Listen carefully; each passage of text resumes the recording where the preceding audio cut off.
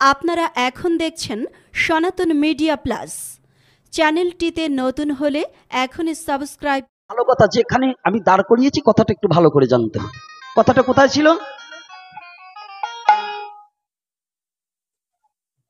হ্যাঁ, ধরিয়ে রাখছি। তাহলে এইবার কি বলছি? আমিষ আর নিরামিষ গেল নাকি? আমিষ নিরামিষ গেছে। আমাদের নিরামিষ কোনো শুদ্ধ ভাষা নয়, এটা গ্রাম্য ভাষা। তাহলে আমাদের শুদ্ধ ভাষা কি? সাত্ত্বিক, রাজসিক, তামসিক। তবে আপনাদের এই ভ্যান্নাবাড়ি আর আমগ্রাম আর এই চৌরি বাড়ি, হিন্দু বাড়ি যে কটা মুরগি দেখছি, আমাদের অঞ্চলে মুসলমান বাড়ি সেই কটা মুরগি নাই। এই ইচ্ছা করে এই লাইট বন্ধ করলি নাকি? যে মুরগির কথা কইছি আর বন্ধ করে দিলি?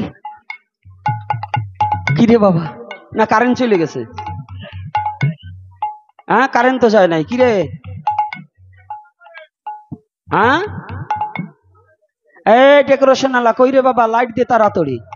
নাই কিন্তু খাইছি, কারণ আজকে আমি যা দেখছি তা না বলি আর যাবো না।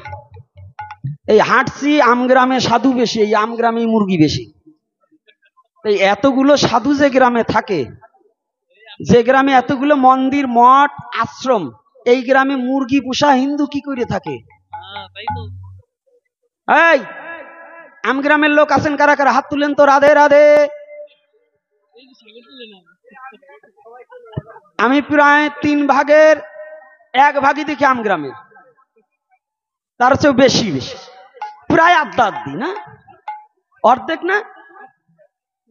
এই আমগ্রামে পাঠক আছে, ঘটক আছে, আর সাধু আছে, অসাধু আছে। না, ওরে খালি দোষ দেবো কে? ও তো আমার লোক। এই কথাটা ভালো করে শুনবেন। কি লাইট দিচ্ছে না কেন?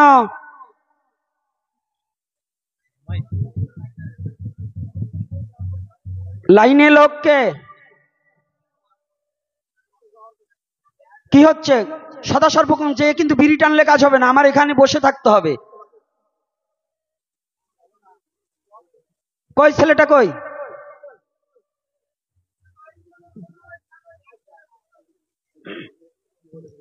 হ্যাঁ, এই উৎপলকে ব্যস্ত করে আমার লাইটের ব্যবস্থা করা হোক। আসলে যদি মুখ না দেখা হয় কথা বলা যায় না। আপনারা বসুন, আপনারা উঠবেন না।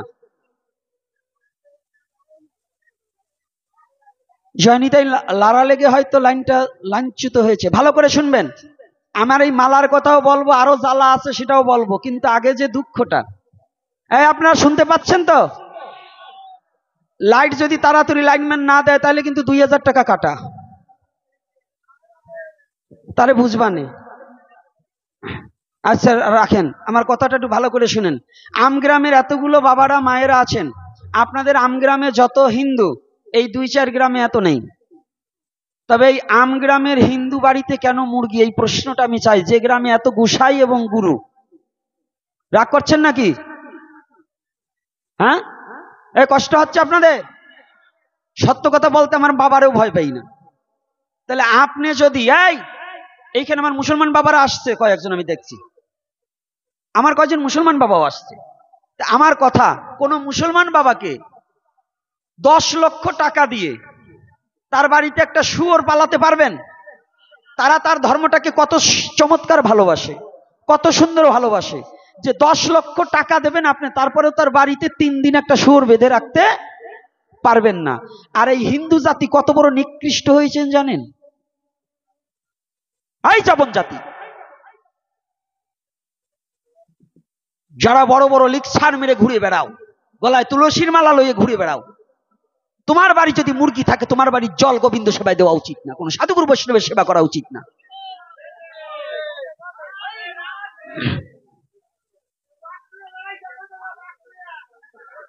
হাসতে, এদিকে তাকাও। কি আমার কথা কি কষ্ট পাচ্ছে নাম গাইয়ে বাবারা? আপনাদের উচিত যার বাড়ি মুরগি পোষা তার সাথে কোনো সম্বন্ধ না রাখা। 1 সপ্তাহ টাইম, এই 1 সপ্তাহের মধ্যে হিন্দু বাড়ির মুরগি, এই ধারের কাছে যে বাড়ি আছে, যারা এই নামযজ্ঞের সাথে জড়ানো আছেন, তারাও যদি মুরগি পোষেন, আপনাদের নামযজ্ঞে সাইরেনার ফল হবে না। কথা কি রাগ করছেন নাকি? একমত? এই কারা কারা একমত হাত তুলেন।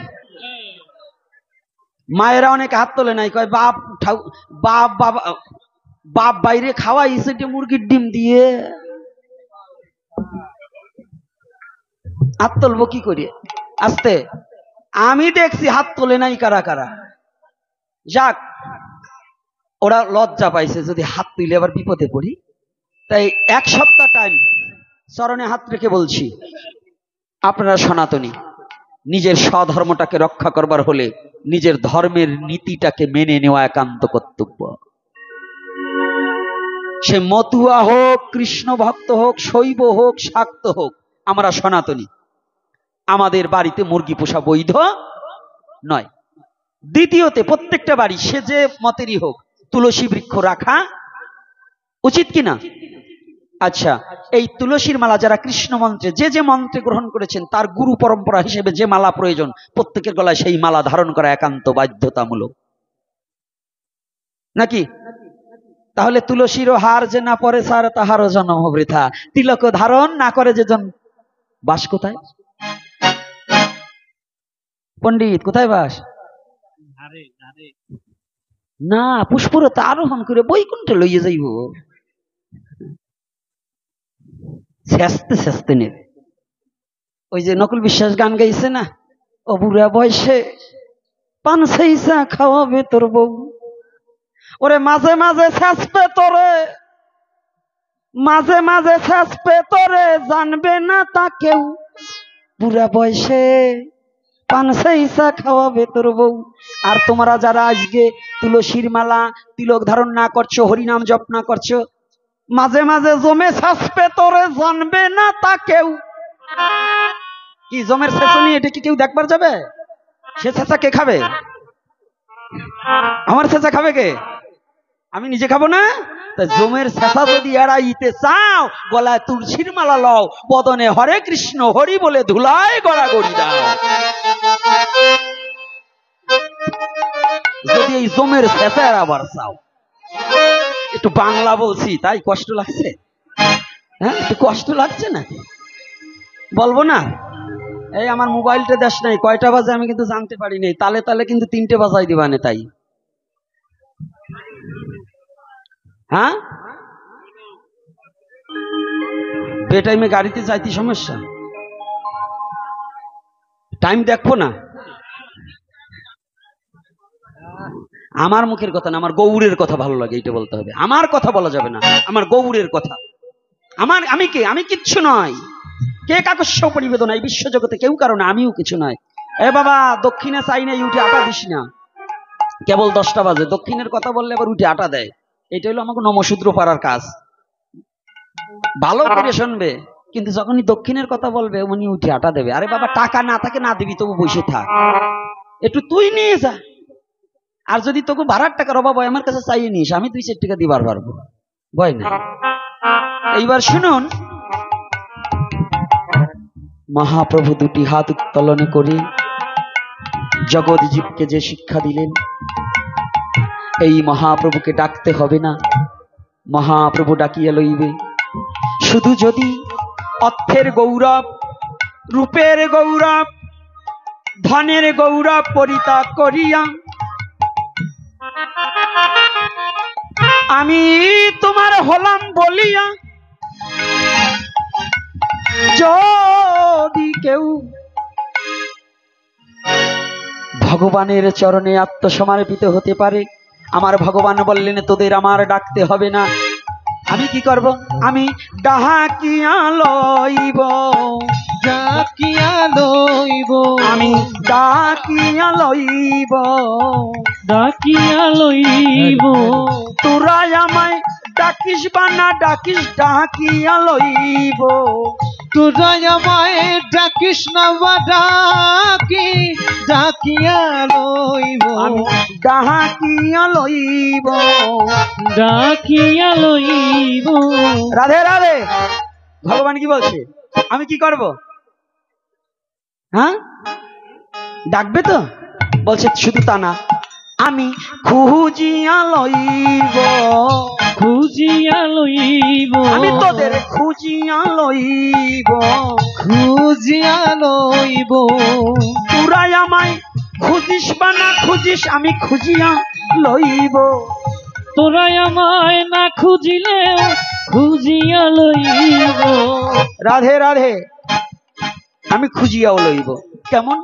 পুত্র যখন হারিয়ে যায় হাটের ভিতরে, বাবা পুত্র বলে বিশ্ব জগতে বাজারের চতুর্দিকে চিৎকার করে। মানব জীবী যখন অমানিসার অন্ধকারে হারিয়ে যায়, আমারে ভগবান তখন ভক্তকে ধরিবার নিমিত্তে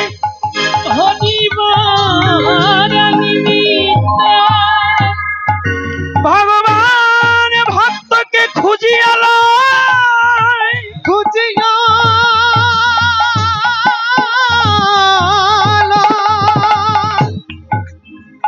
এজন্য আমার গৌর হরি বললেন, তোদের মা ভই, দুটি হাত উত্তোলন করে বললেন, মা ভই, মা ভই, মা ভই। হে জগৎ জীব, কলিহত জীব, তোদের আর কোনো ভয় নেই, ভয় নেই। তবে হ্যাঁ সনাতনী জাতি, মা ভয় ভুলেও বাংলাকে পরিত্যাগ করার চিন্তা ভাবনা আমরাও করব না। যে বাংলার জমিনে, যে বাংলার মাটিতে আমার মহাপ্রভু এসেছে, দয়ার অবতার, করুণার অবতার, প্রেমের অবতার এই বাংলার মাটিতে এসেছে। কোন মাটিতে? বাংলার মাটিতে। সেই বাংলা আমার জন্মভূমি, আমি গর্বিত। আর এই বাংলাকেই আমরা ভালোবাসি, নাকি বাসি কিনা?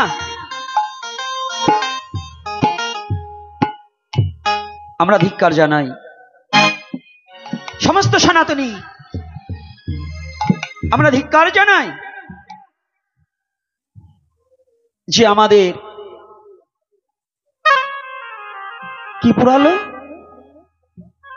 বাংলাদেশি জাতীয় পতাকা এবং হাই কমিশনারের কার্যালয়টাকে যে পুড়িয়ে দেওয়া হয়েছে, যে ভেঙে দিয়েছে কিংবা আক্রমণ করেছে, যে দুষ্কৃতিকারীরা করেছে, আমি তীব্র নিন্দা জানাই তাদের। এটা ভারত বাংলার মধ্যে বন্ধুত্বকে নষ্ট করার জন্য কোন দুর্দর্শ মহলকারী এইটাকে এই নষ্ট করার জন্য এই কর্মটা করেছে, এরা সরলতার সুযোগ পেয়ে। কিন্তু না, এরা যেন তারা মনে করে না আমরা বাংলাদেশের হিন্দু মুসলমান যারা এটা করতে চায় তাদেরকে আমরা ছেড়ে দেব না, আমরা তাদেরকে ছেড়ে দেব না, এটা করা উচিত নয়। তবে বাঙালিদেরও জানা উচিত, এই বাংলাদেশের মাঝেও দেখলাম প্রকাশ হয়েছে ভারতের জাতীয় পতাকাকে অবমাননা করা, পাড়া দেওয়া হয়েছে। এটাও এর একটা দুষ্কৃতিকারী। এটাও আমি অন্তর্বর্তী সরকারের কাছে বলবো, এই সাম্প্রদায়িক দাঙ্গা বাঁধাবার জন্য, দুই বন্ধু রাষ্ট্রে ঝগড়া বাঁধাবার জন্য কিছু আসছে। আপনি বসেন, আপনি চুপ করে বসেন, আপনার চেয়ে ভালো লোক এখানে আছে। তো এখানে আপনি চুপ করে বসেন, আপনার ভালো না লাগে চলে যান।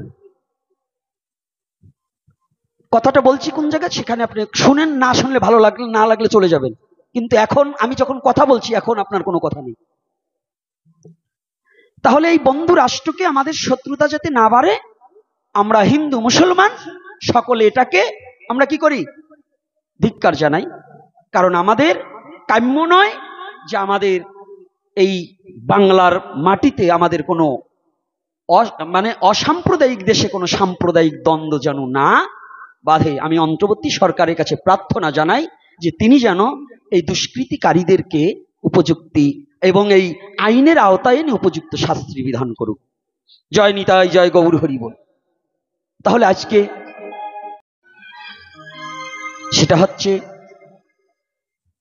ষড়গোস্বামী যাকে বলছি, গোস্বামী 8 জন। ষড়গোস্বামীর নাম অনেকেই জানে, 8 জন গোস্বামীর নাম অনেকে জানে না। কি আপনারা 6 জন গোস্বামীর নাম শোনেন না বেশি? শ্রীরূপ সনাতন ভট্ট রঘুনাথ, শ্রীজীব গোপাল ভট্ট, দাস রঘুনাথ। আরো 2 জন গোস্বামী আছে, তিনরা এনাদের আগে কি সর্বপ্রথম বৃন্দাবনের মহাপ্রভুর নির্দেশে 2 জনকে পাঠানো হয়। তারা হচ্ছে লোকনাথ গোস্বামী আর ভূগর্ভ গোস্বামী। কোন গোস্বামী? লোকনাথ আর ভূগর্ভ। এই ভূগর্ভ গোস্বামী আর লোকনাথ গোস্বামী গুপ্ত, আর এই 6 জন হচ্ছে ব্যক্ত।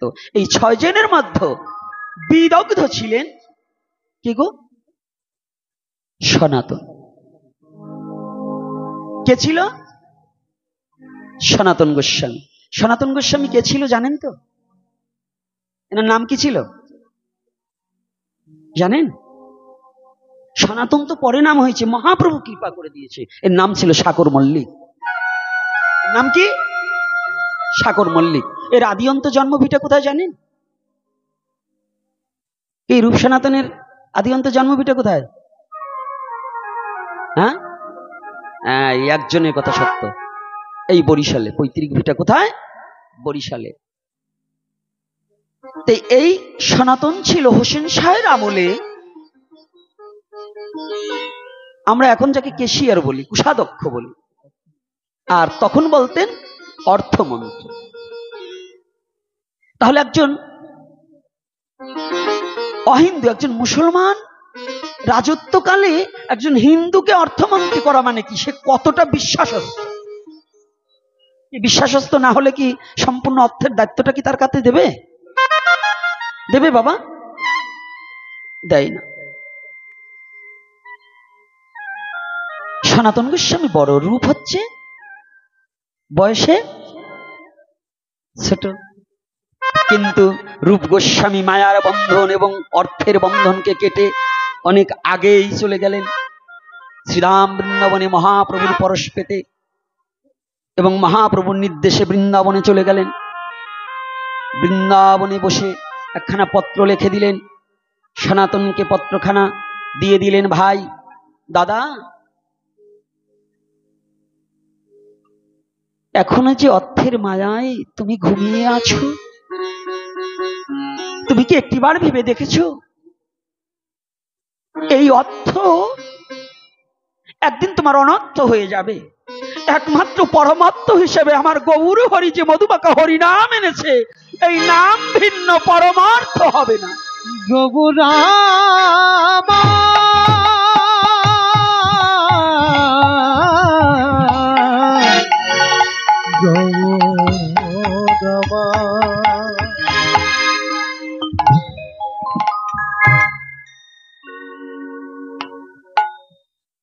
পত্রখানা পেয়েছে, একই চমকে উঠেছে। আমার ভাই নিচে লিখেছে, দাদা এখনো সময় আছে, যদি পারো একটিবার প্রেমের অবতারী দয়ার ঠাকুর গৌর হরির চরণে এসে আত্মসমর্পিত চিত্ত কর। সনাতন সেই হতে উন্মাদ হয়ে গেলেন, পাগলের মতো আচরণ করতে লাগলেন। কিন্তু হোসেন শাহ মনে মনে চিন্তা করলেন, তাই তো, এমন সুবুদ্ধি অর্থমন্ত্রীকে যদি আমি পরিত্যাগ করে দেই, ওকে পাগল হলেও আমার এই রাজপ্রাসাদের মধ্যে আটকিয়ে রেখে ওর বেতন দেবো, তথাপি ওকে কখনো ছেড়ে দেব না। লোককে কিন্তু কেউ ছাড়তে চায় না, বিশ্বাস্ত লোক। কিন্তু সনাতন তো পাগল হয়নি, সনাতন নামে পাগল হয়ে গেছে। সনাতন মহাপ্রভুর নাম শোনার সাথে সাথে আজ উন্মাদ হয়ে গেছে। পাগল কয় প্রকার বোঝেন তো? এক প্রকারের পাগল আছে, পাগলের সুখ মনে মনে কাগজ কুড়ায় টাকা গোনে, আছে না? একটা ভাবের পাগল, একটা লাভের পাগল, একটা প্রেমের পাগল, আর একটা বাজে কথার পাগল, আছে কিনা? আর একজন পাগল আছে পাও লম্বা মাথা গোল, তারেও কয় লোকে বলে পাগল। আর একজন পাগল আছে কিছু পাইয়ে করেছে গোল, তাকেও লোকে বলে পাগল। সে সদাই বলে হরি বল হরি বল হরি বল হরি বল, এটাও পাগল।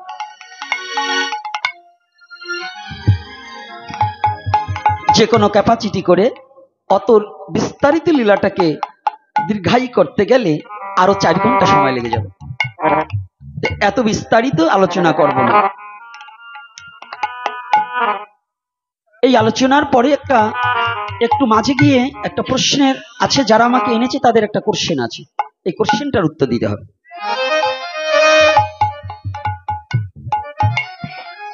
সনাতন গোস্বামী যখন পাতরা পর্বত পার হয়ে এদিকে মহাপ্রভু বসে আছে চন্দ্রশেখরের ঘরে, কোন দিন আমার সনাতন আসবে, সনাতনকে আমি কৃপা করব, কেউ পেতে চায় আর কেউ দিতে চায়। রাধে রাধে। ভগবান নেমে আসে করুণায়, আর ভক্ত উঠে সাধনায়। সাধনার আর করুণা যখন একাকার হয়ে যায়, সাধনার করুণা, এই দেহের মধ্যেও সাধনার করুণা, কুলকুণ্ডলিনী শক্তি। এটা কি কর্ম করলে করুণা হয়? শ্রীকৃষ্ণ সাধনা হয়, সাধিতে পারলে তাকে কি হয়? সাধনা হয়। সাধনায় কুলকুণ্ডলিনী শক্তিকে জাগ্রত করতে হয়। আর করুণা মানে কি? ইনি নেমে আসে, আর উনি জীবাত্মার পরমাত্মা দুজনে মিলন হয় কোথায়? দ্বিদলে। এই অবস্থা যখন হয় তখন হৃদয় খানা বৃন্দাবন হয়, আর ওই হৃদয়ের মধ্যেই রাধা গোবিন্দ লীলা দর্শন করতে পারা যায়।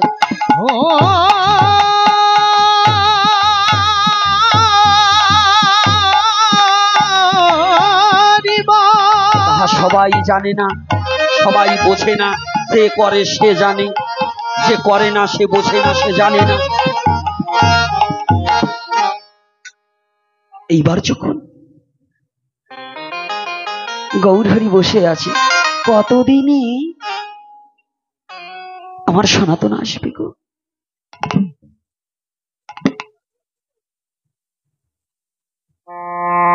কতদিনে আসবে?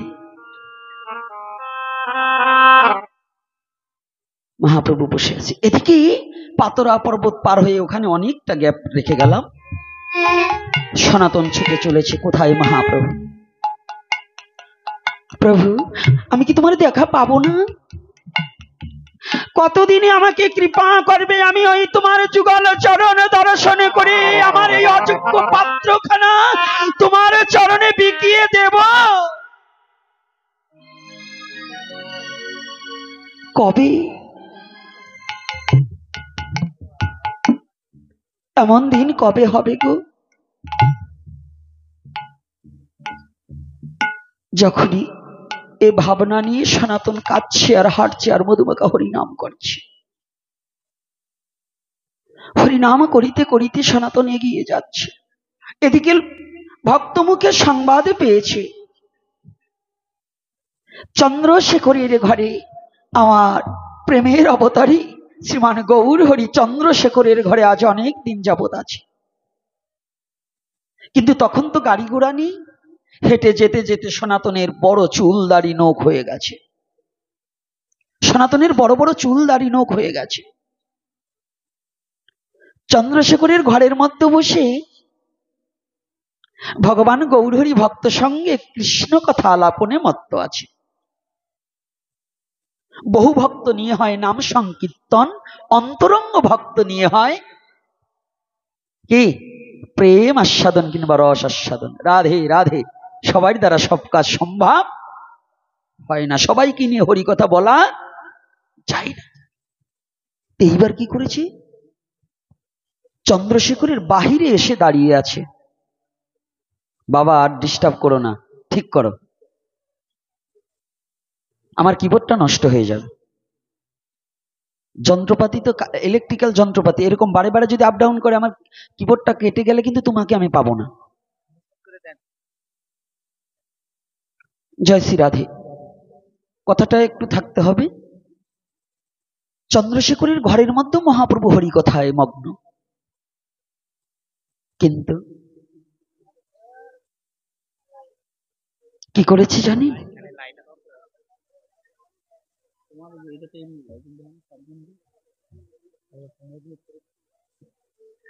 বাইর প্রান্তে অদূরে দাঁড়িয়ে আছে সনাতন, করজোরে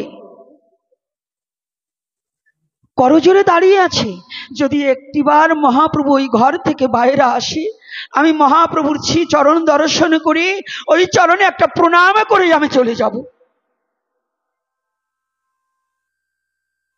ওই চরণে একটা প্রণাম করেই আমি চলে যাব। যখনই বলছে ওই চরণে একটা প্রণাম করে চলে যাব, অদূরে দাঁড়িয়ে আছে, আর দুটি নয়নের জলে বক্ষ প্লাবিত করছে। কখন জানুন? ভক্ত ভগবানকে তখনই দেখতে পায় যখন আকুলতার বেকুলতা বেড়ে যায়।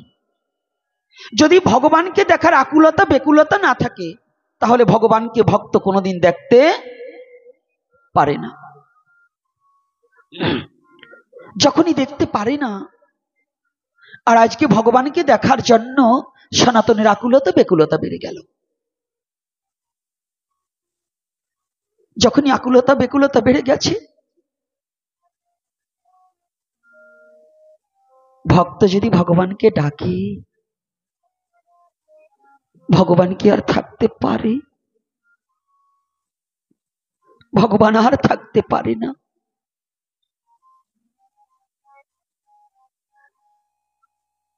বৎস যদি গাভীকে হাম্বা রবে ডাকে, গাভী যত দূরে থাকুক না কেন, গাভী যেমন ছুটে বৎসের কাছে এসে অভয় বাণী দান করে, ভক্ত যদি ভগবানকে নির্বিকারে প্রাণে খুলে ভগবানকে যদি কেউ ডাকিতে পারে, ভগবান আর থাকিতে পারে না।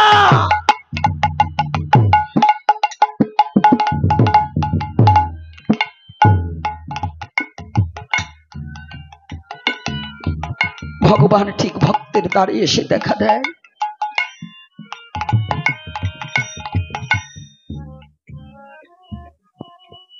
তদ্রূপ আজ অদূরে দাঁড়িয়ে সনাতন কাঁদছে।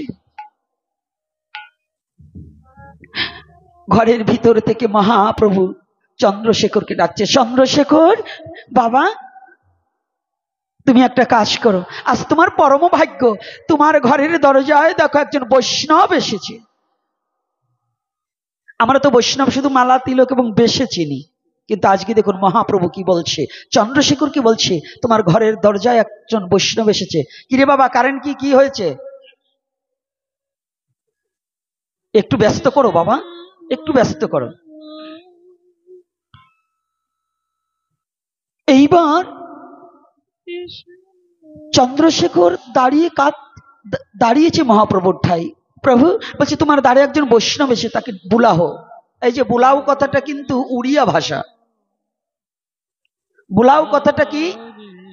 উড়িয়া ভাষা। বুলাও কথাটা কিন্তু এবং ফার্সিতেও ব্যবহার করে অনেক সময়, কিন্তু বুলাও কথাটা হিন্দুর নয়, এটা নয়, শাস্ত্রে উল্লেখিত আছে বুলাও। তাহলে বুলাও মানে ডাকো। চন্দ্রশেখর দৌড়িয়ে গিয়েছে ঘরের দরজার কাছে, গিয়ে দেখে একজন দরবেশ দাঁড়িয়ে আছে, মুখে কোনো কথা নেই, চোখের জল অবিরল ঝরছে। সনাতনের ইচ্ছা, আমার প্রভুর বদন খান আমি কখন একটু দর্শন করব, দর্শন করিতেই হবে।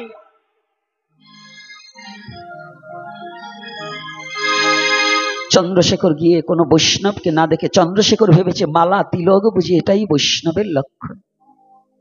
চন্দ্রশেখর দৌড়িয়ে গিয়ে বলছে, না না প্রভু, আমি তো কোনো বৈষ্ণব দেখিনি। চন্দ্রশেখর, তাহলে কাকে দেখেছি? আমি ওখানে একজন দরবেশকে দেখেছি।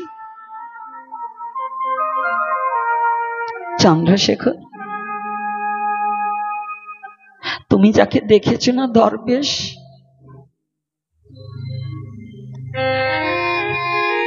তুমি যাকে পাগল মনে করেছো,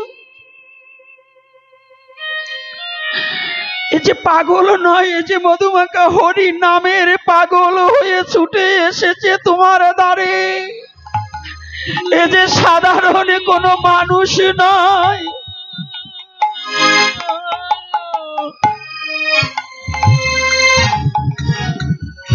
চন্দ্রশেখর, যার অপেক্ষায় আজকে অনেকদিন তোমার ঘরে বসে আছি,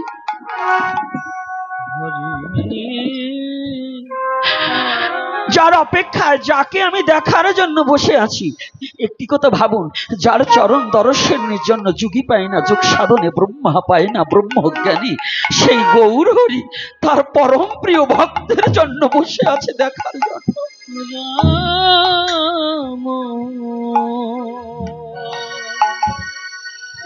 বসে আছি।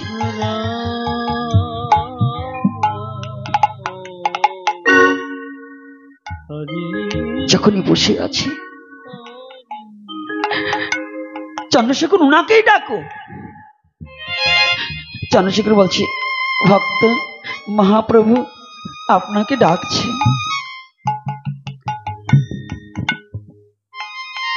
সনাতন কাঁদছে, প্রভু আমি তোমাকে ভুলে গেলেও তুমি আমাকে ভুলোনি।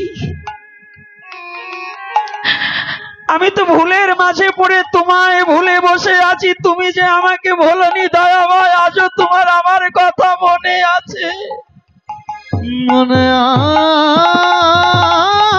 আছে তুমি আমাকে ভুলোনি প্রভু।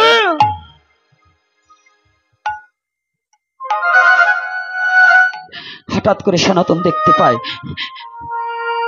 চন্দ্রশেখরের আঙিনায় যেন এত মানুষ হেঁটেছে, তার চেয়ে আলাদা একটা পদচিহ্ন পড়ে আছে। সে পদচিহ্নটা কি?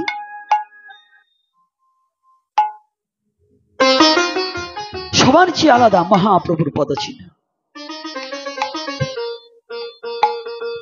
যখনই মহাপ্রভুর পদচিহ্ন পড়ে আছে,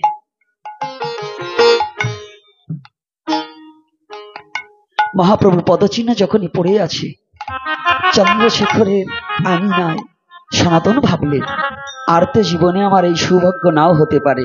ওই মহাপ্রভুর পদচিহ্ন দেখে ওই পদধূলি সনাতনের সর্ব অঙ্গে লেপন করছে। যখনই লেপন করেছে, হঠাৎ করে লেপন করার সাথে সাথে মহাপ্রভু ঘর থেকে বেরিয়ে এসেছে। সনাতন এসো বাবা, আমার কাছে এসো।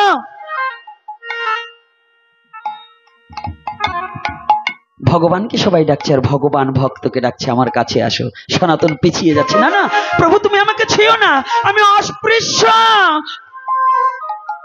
আমাকে ছুঁলে তুমি অপবিত্র হয়ে যাবে, দয়াময় আমাকে তুমি ছুঁয়ো না। দেখুন ভাবটা কি, সনাতনকে মহাপ্রভু ধরতে যাচ্ছে আর সনাতন পিছিয়ে যাচ্ছে। না না প্রভু তুমি আমাকে ছুঁয়ো না। মহাপ্রভু দুটি হাত পা সরিয়ে দিয়েছে, সনাতন একটিবার আমার কাছে আসো, তোমাকে ছুলে জগৎ অস্পৃশ্য হলেও আজ আমি বলছি, আজ আমি তোমাকে স্পর্শ করে আমি পবিত্র হব, কৃপা করে তুমি একটিবার আমার কাছে ছুটে আসো।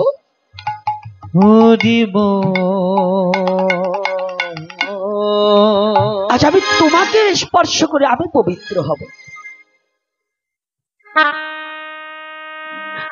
সনাতন পিছাতে লাগলেন, মহাপ্রভু দৌড়ে গিয়ে সনাতনকে জড়িয়ে ধরলেন। সনাতন একটিবার আমার কাছে আসো, আজ যে আমি তোমার মতো ভক্তকে বক্ষে জড়িয়ে ধরে আমি ভগবান হয়েও পবিত্র হব, ভক্তের অঙ্গ পরশ করে আমি ভগবান পবিত্র হব, তুমি আসো।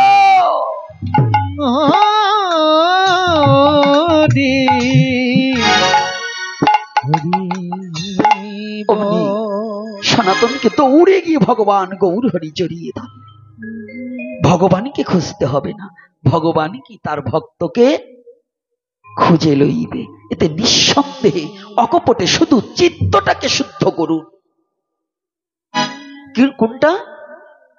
চিত্তটাকে শুদ্ধ, আত্মাটাকে পরিশুদ্ধ করুন, মনের দুয়ার খুলে ভগবানকে ভালোবাসুন। না হলে আমাদের জীবনের আর কোনো গতি হবে না। এই চিত্তটা যতদিন পর্যন্ত না থাকবে। আর শুধু ভক্তজন, আমার প্রশ্নের উত্তর না দিয়ে যেখানে প্রশ্ন করেছে উত্তর দেব, লীলাটা এখানে একটু দাঁড় করিয়ে রেখে যাই। আর পিছনে বাবা তোমরা চলে যাও, একেবারে পিছন থেকে আপনাদের ভিক্ষার উপরে আমাদের জীবন চলে। এই ভাগবতের দক্ষিণা স্বরূপে যুব সমাজ এবং মাতৃমণ্ডলী পিতৃমণ্ডলী যার যেমন সামর্থ্য আছে সেই অনুপাতে দেবেন। উঠবেন না, একজন উঠবেন না, আলোচনা চলবে, ওরা পিছনে থেকে শুরু করে আসবে। আপনার যার যেমন সামর্থ্য আছে সেই অনুপাতে দান করবেন। জয় শ্রী রাধে রাধে।